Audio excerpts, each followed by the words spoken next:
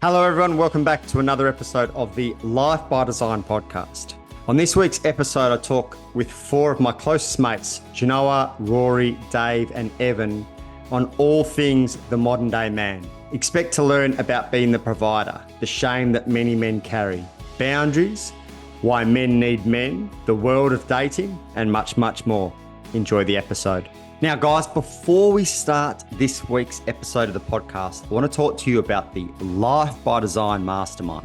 The Life by Design Mastermind is the mastermind for go-getters and high achievers who are looking to create a more successful, fulfilling, and balanced life by design. If you're serious about transforming your life, achieving your goals, and living a life on your terms, then the Life by Design is your golden ticket. Head over to the show notes and click on the link for more details about the program. Boys, welcome. I'll tell you what, four of the finest gentlemen, four of my favourite blokes in one room, a Zoom room, all at the same time. It doesn't get any better than this, I don't think. It's like Christmas last night. Have you just taken a quick look around to look at the calibre of like blokes on this call? That makes me happy. Just elite. It is, isn't it? Good-looking roosters. I'll take that. I'll take that as I kind of push towards with 40. With your Byron Bay tan. It still looks like it now. I know what you're talking about. It does look like I've got fake tan on. I don't, guys. I don't use it. You've definitely got some sort of lighting. Yeah, is that a little O-ring, little tan ring you got there in front of you, mate? Just put a little glint on the face. It looks like it. Dave said the same thing this week. He's like, you look orange. I don't know what's going on, guys. I don't use fake. I know plenty of blokes out there using fake tan these days. I'm not. It's all natural because that's how we roll in Byron Bay. We don't use any artificial stuff. Well, you're glowing. Thank you, Rory. I'll take that. It's a little bit nicer than what Dave had to say during the week. Guys, we're going to talk about the challenges of the modern day man, whether it's us as individuals or blokes that we know in our world. Just good to get insights for the women that are listening as to what goes on in the minds and lives of us, but also maybe of other blokes who are like, oh, shit, I'm not the only one struggling with this or being challenged by that. So I thought we'd jam on 8 to 10 minutes per prob and just see what kind of flows. Dave, Harvey, what challenge are you or the men in your world experiencing at the moment? For me, it's probably the dynamic and the challenge probably a little bit different because I feel like I'm at a different stage in my life to like you boys. My biggest challenge for me, and I dare say a lot of men out there, is the perceived role of the provider.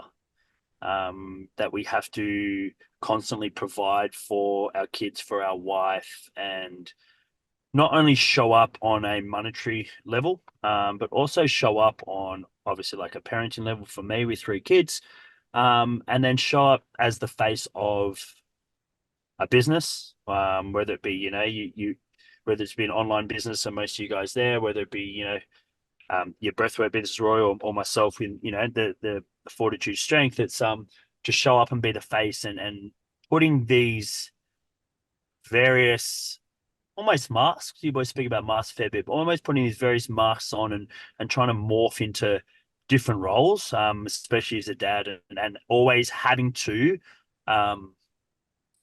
show up, if that makes sense. It's always having to be showing up, being perky, and having space for everyone.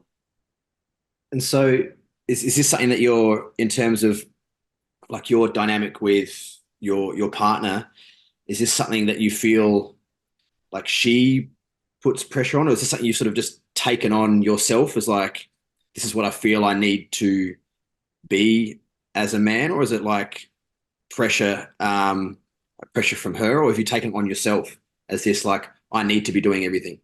No, definitely no pressure from Cassie's end. Far from that, as I think most of you boys know her really well.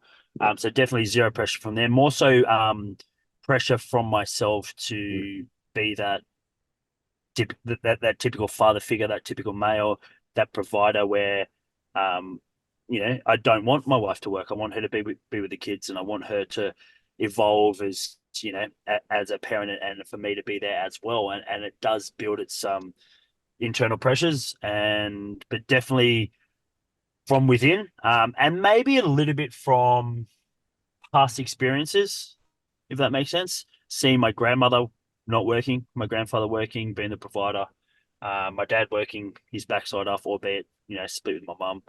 So maybe it's passed down a little bit through generations. So, I think that's a very common thing from a male, the masculine, to feel that. How do you work through that, or how do you let go of that perceived pressure? I guess for me at the moment, and I feel like I'm working through it quite well. Is there's a couple of things. There's the consistency of my movement, which you guys know really well. There's consistency of my food and consistency of sleep. So just lifestyle factors that tend to keep my mind strong.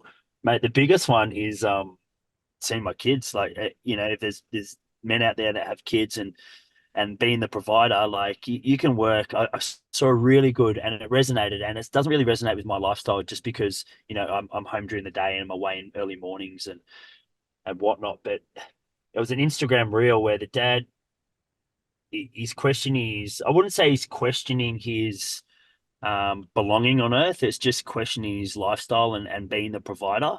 And he was working 6 till 6. But as he drives in the garage door goes open, the back door in the garage opens up.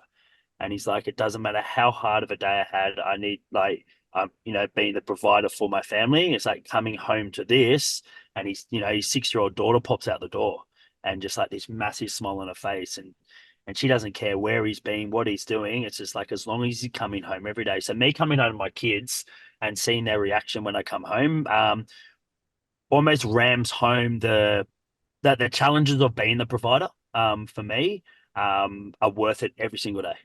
Do you feel like your motivation to be a provider changed when you had kids? I know a lot of people in our circles with Shani and I talking about this. They're like, fuck, dude, you'll find another level when you have kids. Like, I feel like my motivation to be that provider for Shani is on a really good level. But it's interesting.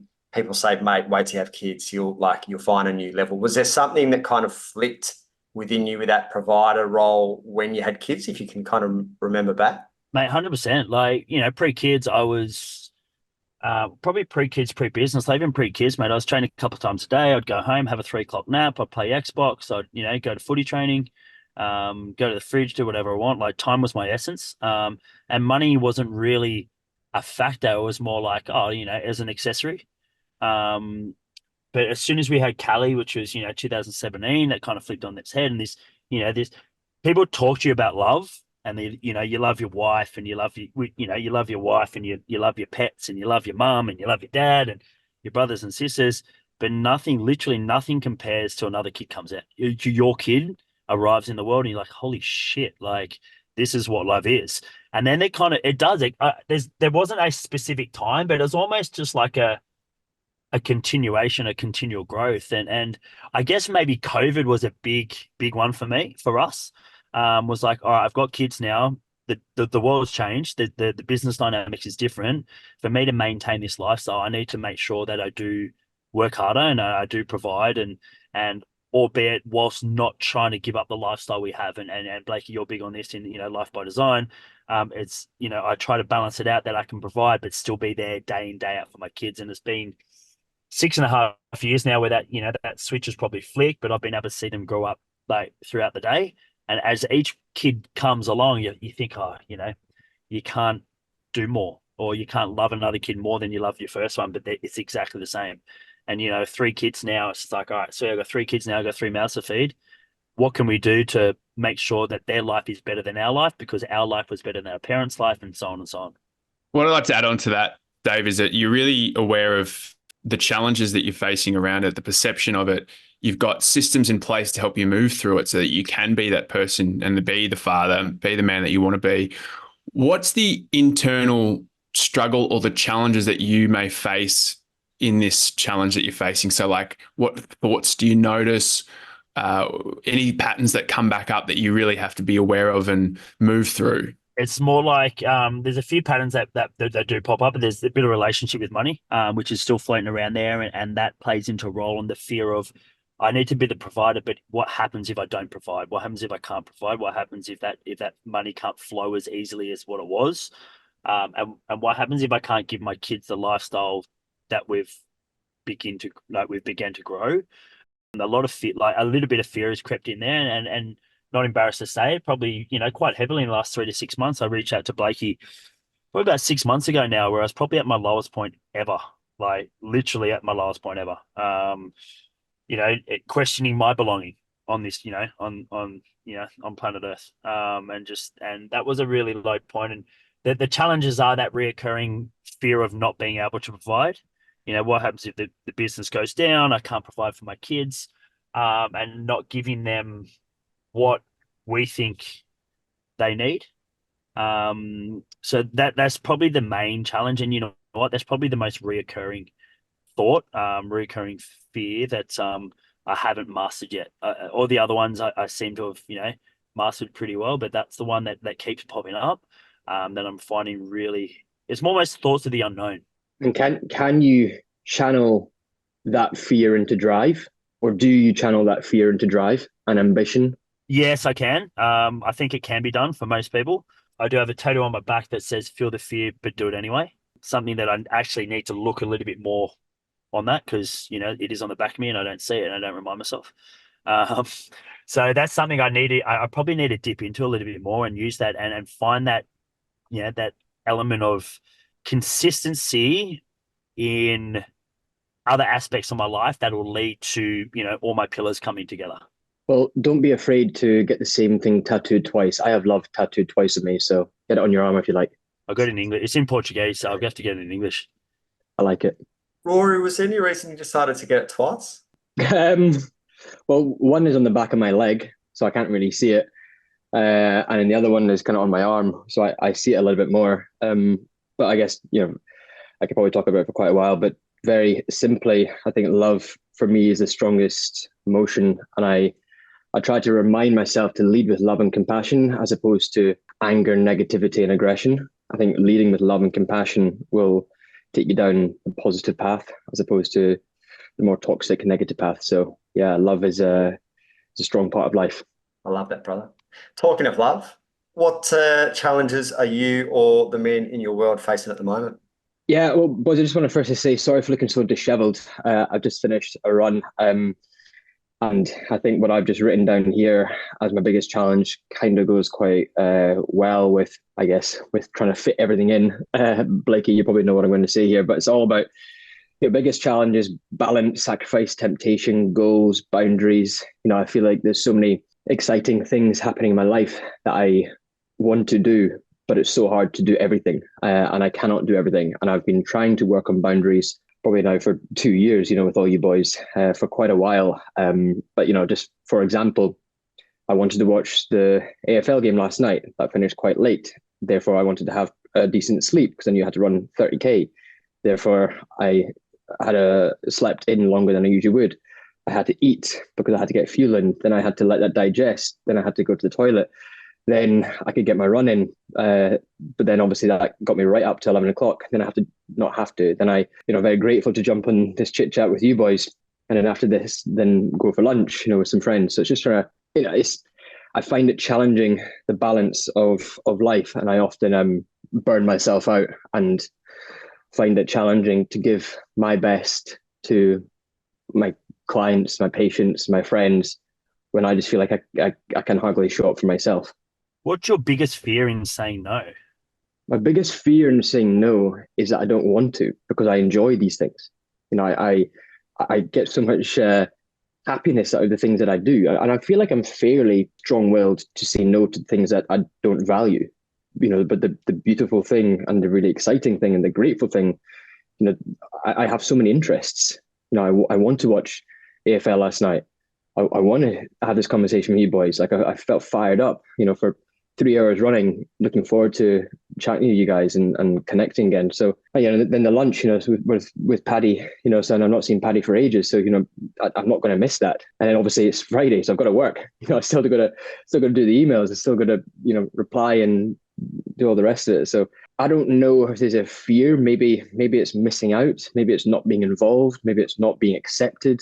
But I do genuinely enjoy it. But maybe there's going to be a sacrifice there, which is one of the words. Maybe there's going to be a sacrifice with saying saying no to certain things. It's really interesting because I actually posted about this exact thing this morning. There's a number of traits, and I'm sure you guys can all attest to this in your different fields, that separate the majority from like the top 1%. But a trait that I have seen that doesn't cross over is people pleasing and boundaries. The absolute elite and most kind of successful that I work with are still struggling with that.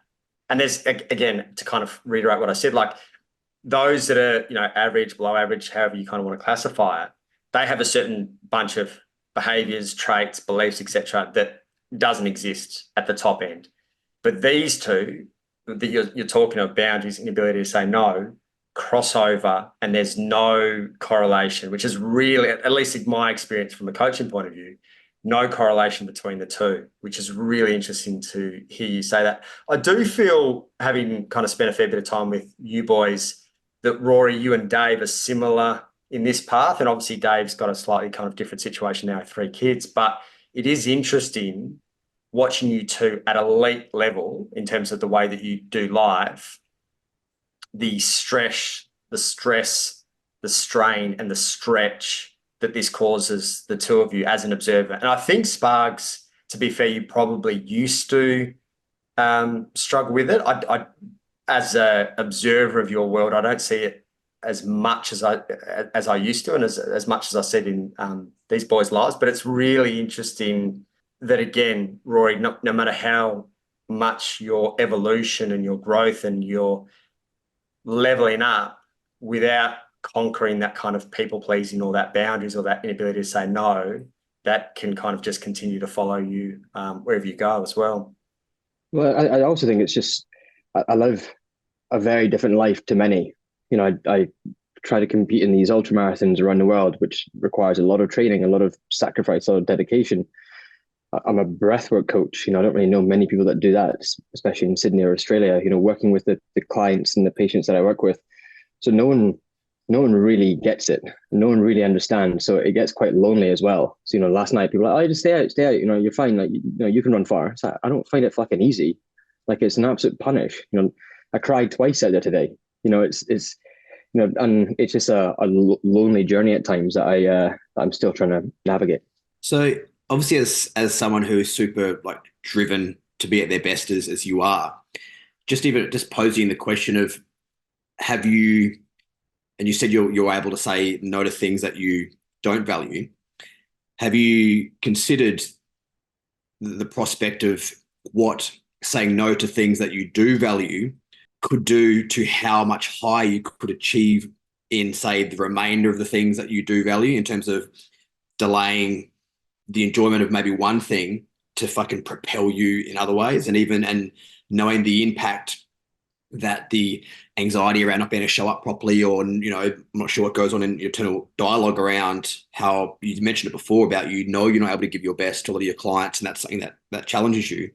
The idea of, what's the next level go to for you, of I value these things, but I value this higher. So for now, for this stage of life, I'm not going to do this. And it might mean cool, I cut out my social for a little while to fucking get me up here in this, and then come back around, just in terms of looking at that, say no to things that you do value. Yeah, man, I appreciate you saying that. And I do completely agree. And it's definitely a process, and it's something I have been conscious and mindful of maybe over the last 6 to 8 months, where, I don't really do any one-on-one breath work anymore, because I feel like it's very physically, mentally, emotionally taxing, demanding. So, I put my time and effort into the more group sessions. So just, taking away the one-on-one stuff, just to put time on the more valuable stuff, where I can help, 20 people in a 1 hour period, as opposed to 1 hour, one person in a 1 hour period. So yeah, I think it's just a slow process, and, similar to Dave, maybe it's just it's just a constant pursuit for progress. And I don't know if there's ever going to be perfection. And maybe again, Dave, and apologies if this is incorrect to say, but it's in a slightly similar way to Dave. However, I don't have 3 kids, well, not that I know of anyway. That I definitely have a fear around money.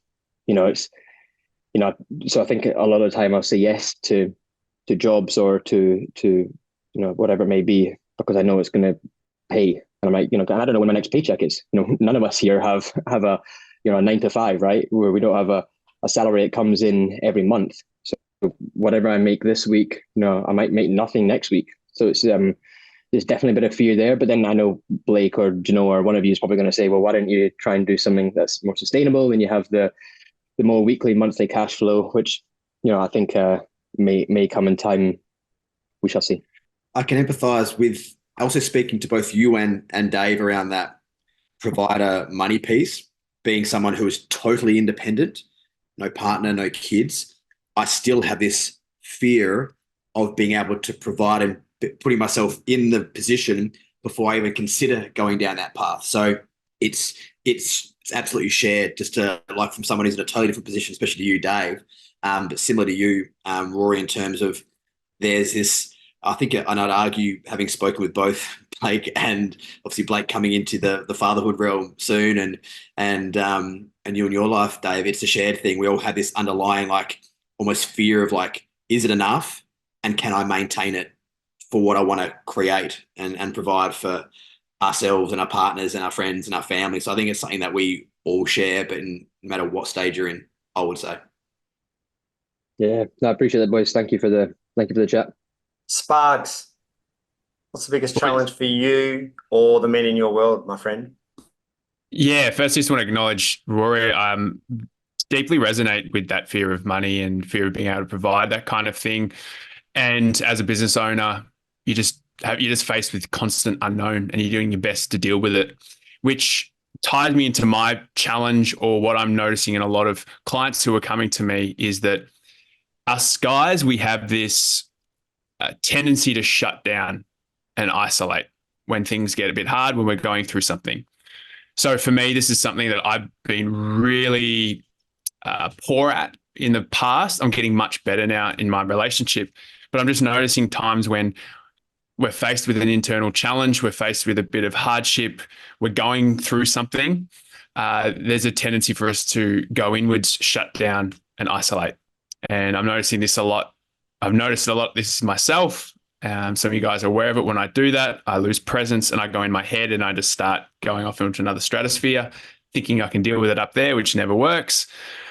But I'm noticing now that I've been able to be more open with it and forthcoming when it comes to, hey, to my partner, Bree, hey, I'm going through something right now. Nothing to do with you. It's just something that I'm dealing with. I'd love for you just to hold me through it, or just, I want you to know that I'm going through it. Whereas before I would just shut down, run away, and then she would blame herself, and then we'd have tension in the relationship. And this is what I'm noticing in a couple of clients who I'm working with, who are guys who are in marriages, who are dealing with their own stuff, anger towards themselves, frustrated towards themselves, and their partners are suffering as a result of that. So this is a challenge that I'm noticing a lot in men, is that self-isolation, thinking it's going to do something and repair something. So have you been able to get to the bottom of the core driver of that retreat and isolation? My head immediately goes to shame of not being able to fix it yourself. And again, we sort of have this, it kind of ties into the provider piece, right? We should be able to have it all sorted.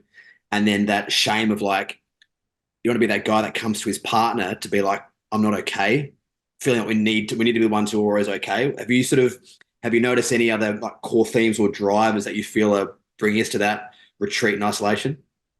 I think you're spot on. I think it's all derives from shame. There's a shame that I'm in this position in the first place.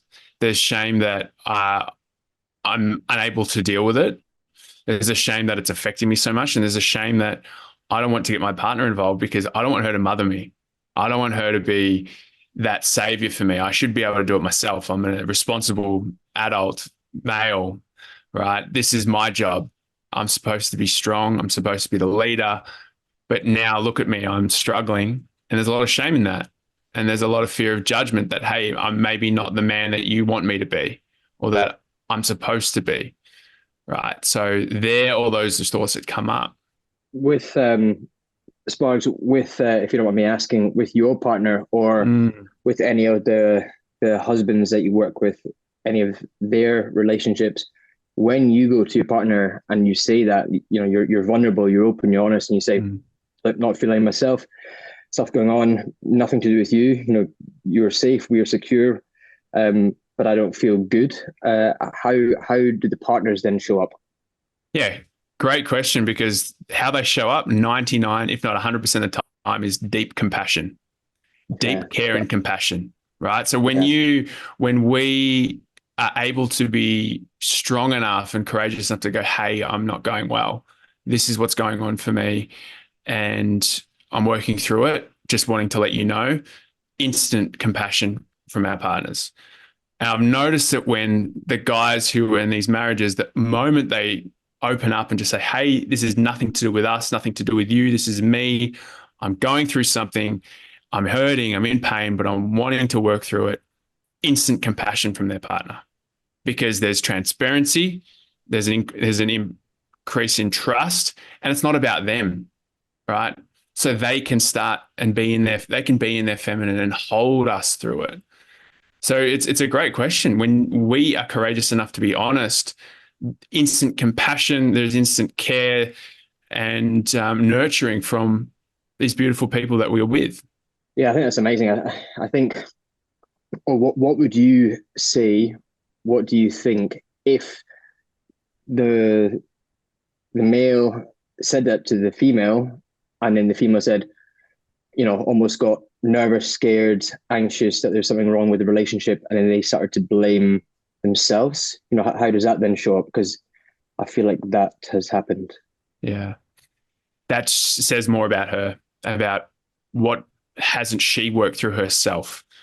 Because if she isn't able to hold her partner in something that he's going through, it's a mirror back to her that, hey, she's not unable to work through her own stuff, right? So it's about her, what is being mirrored back to her. And that's where she needs to take responsibility and do the work. And hence why it's so important that when you do find a partner, it's being with a partner who is willing. They don't have to have done a heap of work, but are willing to do the work as it comes up together to make sure that you can create safety in both of us. Because if you are both going through something and there is absolutely no space held and nurturing done, that's a recipe for disaster, right? Sparks, obviously, like within your circle, within your clients and the people you speak with, there seems to be like it's quite reciprocal in terms of like the husband and wife doing some form of work on themselves. A thought that came to me was, do you think there's potential for the male to withhold, numb themselves, and not speak of the issues that they're going through because someone's perceived problems are always greater than theirs, or someone thinks that their problems is greater than the others, if that makes sense? So husband and wife, the husband will speak up and say, these are my issues, this is what I'm going through. And then there's potential for the wife to speak up as well, I have my problems too. And then it becomes a tennis match. Do you think there's some form of that floating around? Absolutely. There is. There's almost like a one-upmanship. It's like, but I'm going through something bigger than you, or I'm going through something more serious. Why don't you give me? And there's a deep need. What it says is there's a deep need for compassion that isn't being shown either by themselves, to themselves, or from the other partner. And it's like, it's a cry for attention. It's a cry for love, cry for some care from the other person that, hey, my needs aren't being met, or I'm not really well. Why aren't you giving me what I need right now? So that's what it highlights. It highlights a lack of unfulfilled needs, and also a lack of love for themselves or from the other partner. It's always lack. I'm crying at this because I'm lacking something. That's what I'm noticing. Yeah, man, this is really resonating. And I think that goes back to what I mentioned about having love tattooed twice on me. We're just leading with love and compassion is the most productive, proactive thing that we can do, right? I feel often I just want to be seen, heard, and held. Yeah. And maybe I've been searching the wrong places. Yeah. Isn't it funny, seen, heard and held? It's so simple. It's not rocket science, but so hard. We find it so hard to give each other that when it's just so simple. So hence why, we want to keep things simple in relationships by being honest and open about what we need and how that person can fill it for us. So yeah, thanks for sharing about that. I think just jump in real quick with Sparks, mate. That's something that I resonate with that a lot. Like at the start, I think before I met Cassie, I was like a rock. Like, super hard rock, would go numb, go quiet, walk away. But the more you speak about it, the more the realization I've had is like during my struggles, I reached out to Blake and obviously Cassie was the first port of call, but the message back, we text a lot, by the way. You got 3 kids, that's what happens. Your life becomes a constant tennis match of texting. So I'd text her and just say, one room and say, this is what I'm going through. I'm really struggling. And there wasn't, well, I've got 3 kids and I'm not sleeping at night. It was, how can I support you? What do you need? So it's a big realization of that the other partner plays just an important role in the man's development as he does, if that makes sense. Yeah, spot on. And the man doesn't trust that enough. They'll isolate, they'll be that rock because they don't trust that, well, will the other person support me? Because they've probably never been supported before. They lacked that as a child. They probably lacked it from previous relationships. And so hence why it is so important to build a relationship like that based on a mutual love and willingness to do the work on themselves, to grow and to heal together. So that's beautiful, Dave, that you've got that relationship and you've got that support, and which no doubt empowers you as a man to go off and be that provider who you want to be, right? I think as well, just quickly to speak to a point there, Spargs, and maybe even tying into what Dave and Rory have spoken about, and this is more from personal experience and Spargs having spoken to you, I think this is interesting as well, is there's a skill set that's required to really be seen. And I would say from both personal experience and professional that there's a lot of well-intended girlfriends, wives that want to do the right thing and want to be able to hold space, but might not have the skills or might not have the capacity. So there are skills that will help, allow someone to really feel seen. And even if I look at my relationships and even some good girlfriends that know how to hold space really well, like it is worlds apart, the difference between those that have developed those skills and those that are still in very much the kind of infant stages of those skills. And I think even to speak to kind of Dave's point briefly as well, is having a partner that has capacity to hold that. And even for us, our ability to hold someone else. So if we're always going through it, it might be hard for girlfriends or wives to lean on us, and vice versa. I've been in a couple of relationships where beautiful women, but were like always going through it. So I actually did. I don't in my relationship with Shani, which is amazing because I always feel like she's got capacity, but I did feel like a burden, rightly or wrongly. I did feel like a burden in my 2 previous relationships because whether they were all scattered and all over the place or whether they were going through stuff, I was like, fuck, I don't actually want to add to your load. And for that reason, I'll kind of search elsewhere. So it is an interesting dance. I don't want to kind of confuse it more than it already is confusing, but just a couple of things to be mindful of potentially as well. Sparks, how do you see that? I think, Jay, did you want to jump in quickly? Yeah. So what I wanted to touch on this is the power of then having men in your life that can hold that space for you, right? Because also it's like, yes, have your partner be able to hold and see you, but she should be having to hold and see everything. I don't believe, not everything. Completely agree. And so this is maybe even we can discuss sort of what does it look like then to find men who can do that for you as well and take that pressure off, because maybe it's a guy that you'll feel more okay with sort of spilling some stuff to, and then the power of men knowing how to hold each other in that would probably take some pressure off the female needing to do it all. Dave, you're okay if I just chime in here with a little situation between you and I?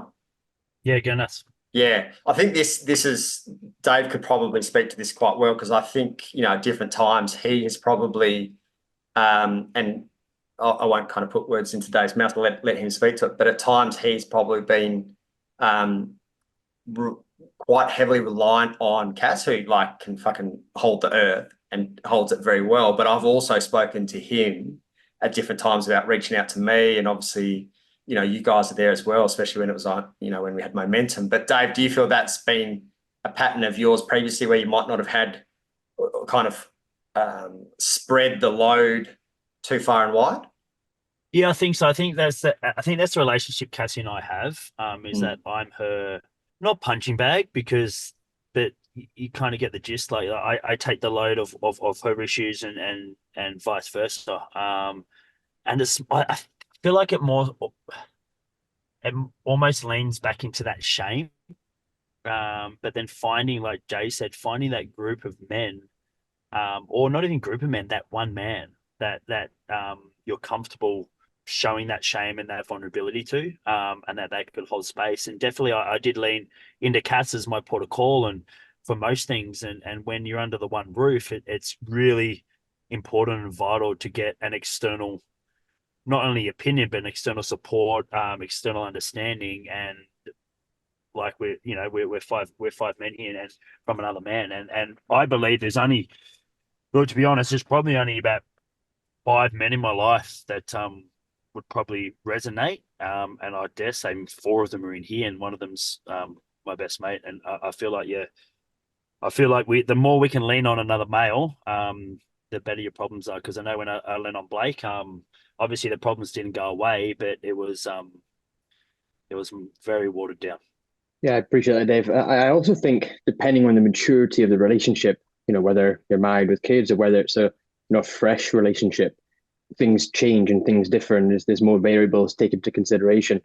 If you're in a fresh new relationship, you don't want to constantly be going to the woman and telling her how low you are and how depressed you are. That's not fucking sexy.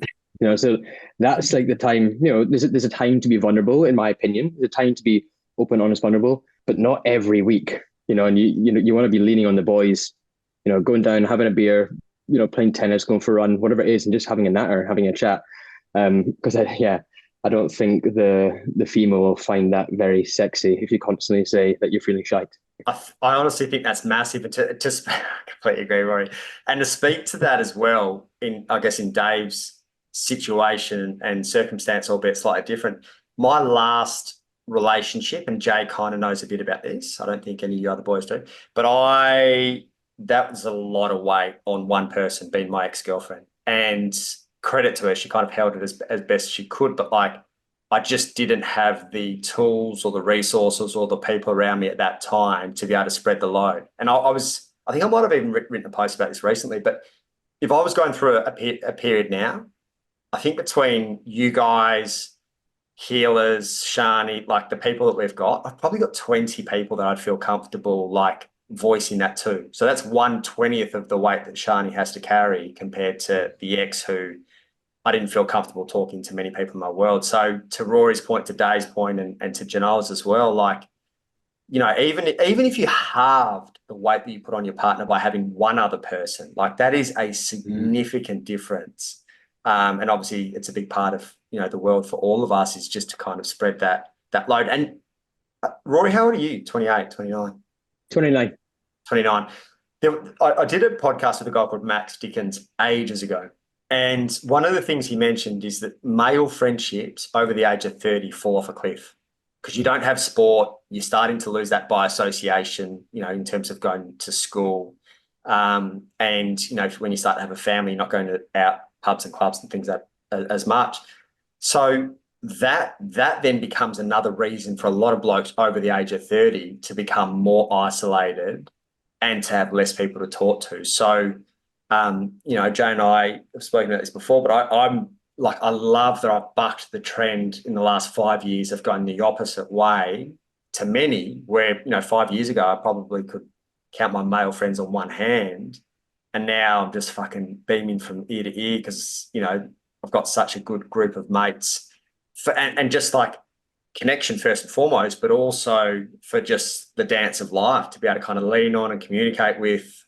And I know other blokes similar age who are isolated. It's them, their family, and that's the extent of it. And for some people that might be a fit, but for me, that does not make sense at all to be that isolated when, we're born for connection. Rory, and then Dave. I think you're right, man. And I think naturally over time, as we build a family, get married, have kids, it's almost like a funnel effect. You socialize less and less, and you have less and less close connections, and you just seclude yourself to the family, which, as you said, Blake, may suit some people. But look back at how we have evolved or how we used to be. You know, we're built for communities. You know, we're built to be around people, and there's so much science and, you know, dancing as groups, running as groups, you know, being together. And I think that really suits a lot of people. And, you know, that takes conscious thought and conscious decision making, you know, to continue to, you know, meet the boys on a Saturday morning and play touch rugby or whatever it is, go down to the beach and, you know, just have an hour. You know, we can all make time for that. And I don't think that funnel effect should be a thing. I believe, but I resonate really well with that community and that village. I think we all should have our own village, and that's what, you know, back in the day, that's what you brought up kids, community and village. I do believe though that each man, a lot of men, they do have more of a support network than they think as well though. So back to what Spark said, when they, you know, when we go numb and we bottle things up, I do believe that a lot of men would be quite surprised, even though they do feel isolated, that if they do reach out to X, Y, and Z, that they'll be quite surprised with the compassion that they're going to be, you know, responded with. Yeah, it's a really good point. The main takeaway I want to share is just that men need men, and because we understand each other. There's only so much our partners in the feminine can hold us, but they see it through their lens. When we're together with other men, we can see it through a mutual understanding, a mutual lens that we both share. And it's so important to have that. Also, men need to express themselves. Shame is something that is universal to men now. We can see it's a problem for many of us, and the cause of many unnecessary suffering is through shame. So how do we release shame? It's through expression, right? Emotions are energy in motion. So whenever we express ourselves as men, we're moving energy from our body. Our normal way of doing that is let's go out and hit the gym, exercise, run, whatever it is to get it out, which is one way of doing it, which is awesome. But there still is left so much more, especially in the mind. So how do we do it? We express ourselves, hence why we need other men to express ourselves with, where we can do it unapologetically. And there's just times where you just don't want to have that conversation with your partner.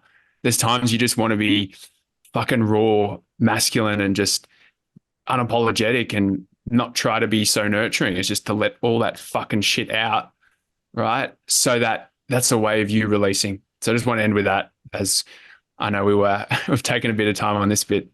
I loved it. I wouldn't say this is necessarily a challenge, but more a pattern that I'm seeing a lot of. And for those that don't know, we finished up with Momentum in June, July last year. And one of the observations, and I think between the five of us, we've all spoken about this at some stage, whether we're holding ourselves accountable or someone else accountable, is I'm really noticing the difference between those that have done some kind of work and those that haven't, in particular around the integrity piece and just the alignment between words and actions. And generally when we've spoken about this in the past, it's been in relationship to our intimate partner. E.g., it's really important for the masculine to be integrity, his words and his actions. But what I'm really noticing, and just from a place of observation, and try not to go into judgment, is how this shows up with other blokes and just the lack of, I'm guessing, awareness, but the lack of importance that people see in that. So, you know, you might say you're meeting at the pub at 6 o'clock and it's 20 past 6. You're like, where the fuck's, what's going on? Just these words and these actions. And I'm checking with myself more and more regularly to see where that is showing up in my male dynamics. Like Shani will very much hold me accountable in that intimate, but also where's that showing up in male dynamics? And it could be something even as simple as like, oh, let's record, a couple of really good quality guys, and I really do mean that, talking about, hey, let's record a podcast next week. And then I just didn't hear from them. And because we've drilled that into each other in Momentum for the last 3 or 4 years, I just can't imagine not following up or whatever it might be. But it's really interesting in, I guess, the kind of, if we zoom out into the broader spectrum of society, that it's not as much a thing. So not necessarily a massive challenge, but it's interesting just with obviously me not being directly related or working in men's space directly, that I'm just kind of seeing that more in some of the circles I'm rolling with. Can you think back to times personally where maybe you showed up like that? And can you think of any of the internal dialogue that was going on as to maybe excuses of why it was okay, or do you know what I mean? Like even little moments. I don't think I gave it that much thought, which is what would, which is exactly what they would be doing. They'd be like, "Oh, it's not a massive issue." But I mean, you've known me for long enough. I think anyone who knew me from my Sydney days could easily question my integrity. Like I'd say things and not do them all the time, and I think like it just didn't seem important to me at the time. Whether I said I was going to be somewhere and I wasn't, whether I said I was going to do something and I didn't. Like even if you were to speak to my 2 ex-girlfriends, I'm sure they would say he was probably one of the more out of integrity blokes. But like I didn't resonate with the term integrity then, and I don't think I understood the significance and the importance of it. So it was just a throwaway for me back then. Just awareness. What do you reckon? So obviously this resonates massively with me. That I was probably, I wouldn't say king of lack of integrity. I was creeping my way to the throne at one point, but not to an extent where I'd blank people. It's just I just struggled to follow through, and that was it's a big thing I've been working on the last 12 to 18 months, and something I feel like I'm getting better at. I'm not there, but I'm getting better at. My question is, and I don't think I've figured out my why. So this is probably why I'm asking the question is why would a male, why would we show that lack of integrity and lack of that ability to follow through? Like what do you think the reasoning is behind that, and what could potentially be the cause? Because I do know that for me, and I can only speak personally here, is that when there is a lack of integrity or follow through, it's not because of lack of care.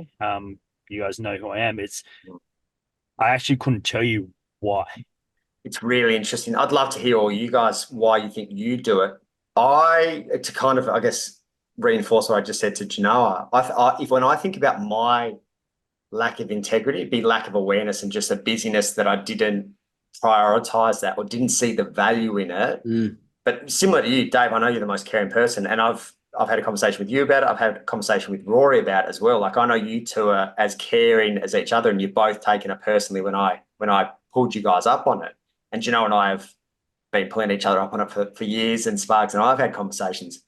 It's easy to play into our story. E.g., it's easy for me to look at another guy who's out of integrity, who doesn't follow up on a podcast interview and go, he doesn't care or whatever, and get into like my own dialogue, which would just be my stuff. But generally speaking, I don't think it's a lack of care. I can only speak for myself in saying it's a lack of awareness, a busy mind. Like Rory kind of knows me a little bit from Sydney. No, not much. Janoah does. Like my world was an absolute shit show, absolute circus. So of course I struggled with integrity because like I was in this fucking washing machine for 12 years with dysregulated nervous system, just all over the place. So I wouldn't have a clue what we spoke about yesterday, let alone a request that you might have put forward a week ago. So that's probably more my personal experience. But I'd be interested to know for you boys what comes up when you think about your relationship to integrity. I think with that as well, I think sorry, Roy, but I feel like that's a little bit maybe like Rory and I are on the same page. I could be wrong here, but for me it could be the inability to say no. So we say yes at the start, and then it was never a priority anyway, but it's the people pleasing side, and it's the yes, I'll do it 100%. Yeah, sure, we'll do it. I'll do it. So it's that it comes back to the inability to say no, or what Rory spoke about before, that potential FOMO of, fear of missing out. Yeah, no, that's true for both of you, having spoken to you. That doesn't resonate for me because I haven't had. I wouldn't consider myself someone who struggles with people pleasing and inability to say no, but I do know that would be the case for a lot of people, I imagine. Rory? Yeah, I think for me, sometimes it comes up, and I often think, I sometimes will overpromise and underdeliver, and I'll say yes, or I'll be in conversation with someone else, say, oh yeah, no, I'll send that to you, or yeah, no, I'll send X, Y, and Z study to you, or I'll create some sort of breathwork practice and then to you. It's like, then I'll just create this massive big list in my notes of things to do, and I don't have the energy to do all of these things. So, I think it's exactly what Dave said, if I have these conversations in passing, I just, oh yeah, no, I'll quickly do that for you. I don't have capacity for that. Like, why have I just said that? Yeah, this is a juicy one. I was really bad at it. I just remember in my early 20s, I just wanted to impress as many people as I could. And so I'd throw away lines saying, I'll do this, we'll do this together. And then either wanting to completely block it out because I'm like, oh, I can't handle that kind of promise, or just be like, just hiding, hoping they don't remember.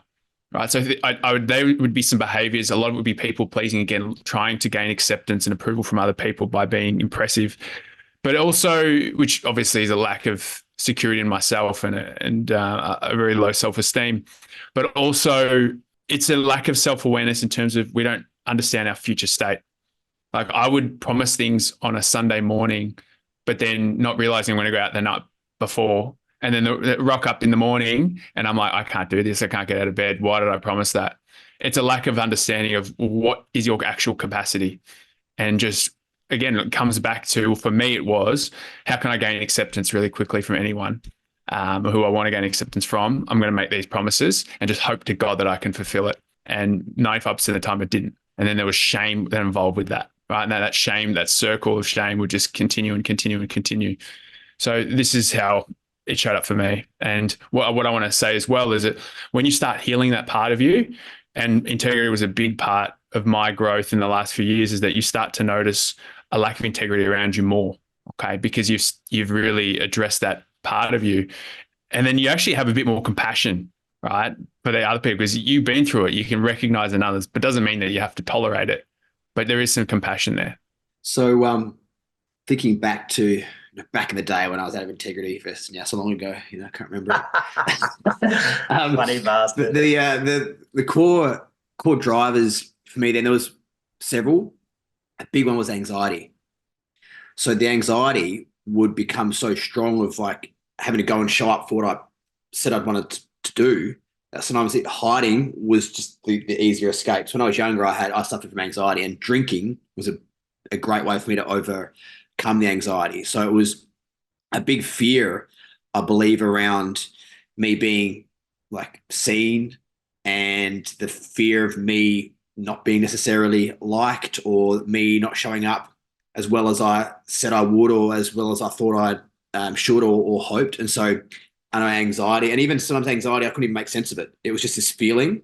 I was like, I don't want to go. I want to be there. How do I hide from it? And that overtook, anxiety is crippling, like overtook everything else. Like it could look as, there was times also when I was genuinely just selfish, like genuinely a selfish fucker. And so that was a piece of it too. So you tie in that when you drink a lot as well, your like decision making is very much more self-involved. It's totally fucking skewed. And so you tie that as a combination of anxiety, drinking a lot, a level of self-involvement. It's a recipe for not showing up in any level of integrity. So there were big drivers for me when that would have been quite prevalent. Totally resonate with the selfish bit. Mm. Do you know our biggest challenge in your world, or the men in your world at the moment? Well, I was going to chat about the blokes in the world, but we've sort of gone through that one. So let's talk about a fun one, which is dating. Now, Rory, do you have a partner, Mrs.? All right, so you're in the dating world with me then, Yeah, I'm very, very single. Very, very single. Ladies, Well did you played. hear that? Rory, well played. I don't know if you guys heard that. Yeah. I don't know if you guys heard it. At Rory Warnock _ That is it.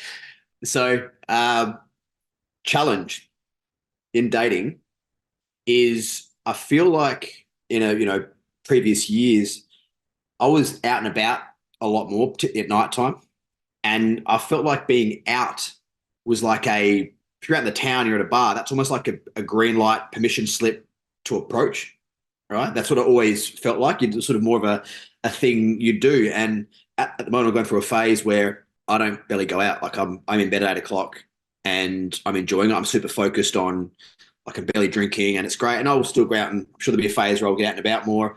I also I just don't like the apps.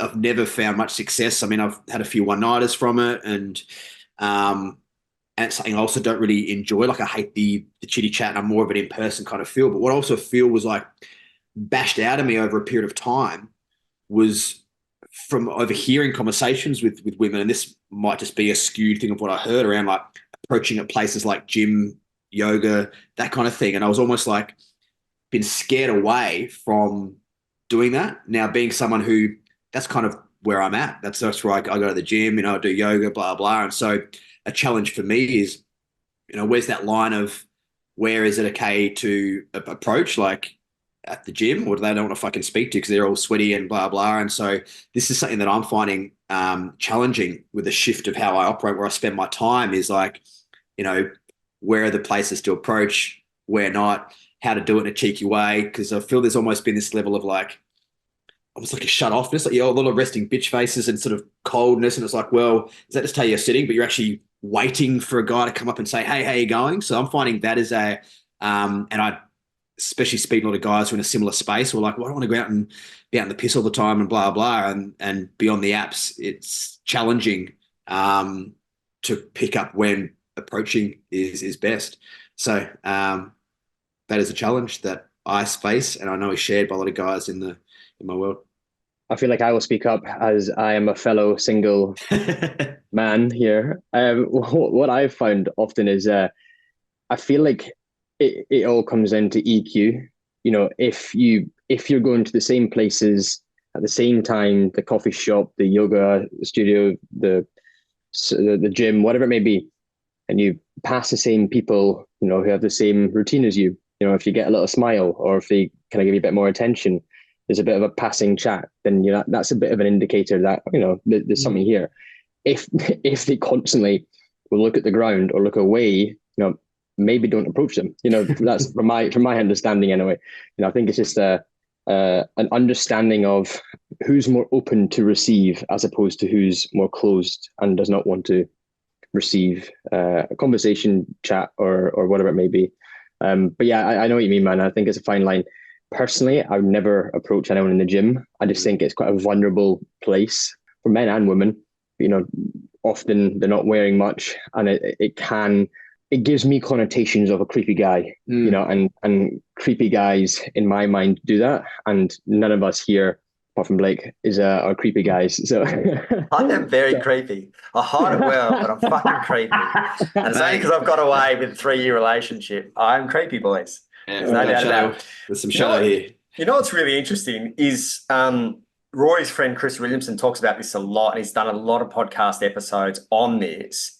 It's really it's messing with polarity, and it's messing with the decisiveness of men at the root cause. It's like it's becoming this really blurry line of like, because Shani gets picked up all the time at the gym, and fair play to the blokes. They're like, hey, have you got a partner? She's like, yeah. And they'll just kind of walk off. But like, not necessarily, and I know Rory's kind of turned his face up, but not necessarily in a dangerous or a creepy way, but more like from it's the energy behind it that I think is most important, like from a place of inquiry. And she I was going to say she likes it. I think she appreciates blokes who step forward and actually ask. And, I'll overhear her talking with girlfriends about it, and I'll talk to some of her girlfriends about it. There's still very much a place for the bloke who is the instigator, but it is an absolute shit show in terms of what this narrative has created. And I think, like, none of us are in the corporate space. Rory's probably the closest with his breathwork, but from what I hear, it's even fucking worse in the corporate space with, like, the wokeness that's going on. Like, you can't even really make eye contact with the opposite sex in some of these kind of places. So no wonder blokes are like kind of, I think Chris has got some stats around this. Blokes in the 20s are the most, something like 70% of them aren't having sex or something ridiculous. Wow. So if you don't know who you are, you don't know what you can do, you're not sure what you can say, then you might as well just sit home, play PlayStation and pull yourself off to YouPorn, or in 3 years' time, have an AI girlfriend because she'll just do whatever you like want her to say and do. So I know you're not in your 20s anymore, Janoah, but like it does appear to be a bit of a shit show. I also think it's a fine line, and I agree with you. I'm not on the apps. I think, if I'm being brutally honest, my chat over text is absolutely awful. So I'd rather just meet people organically and just have a bit of crack. Like, what am I going to say over text? Hey, how's your morning been? Like, I don't give a fuck. Like, have some normal organic chat, right? So, but I think, I think Chris speaks about this in podcasts too, but where, because of the dating apps, women find it often a lot easier to sit behind the phone and have conversation, rather than if a man were to go up to them in a bar, which is what happens in life, and say, hey, can I get you a drink? They're almost taken back and they're almost surprised and shocked. You think, well, isn't that what we do as humans?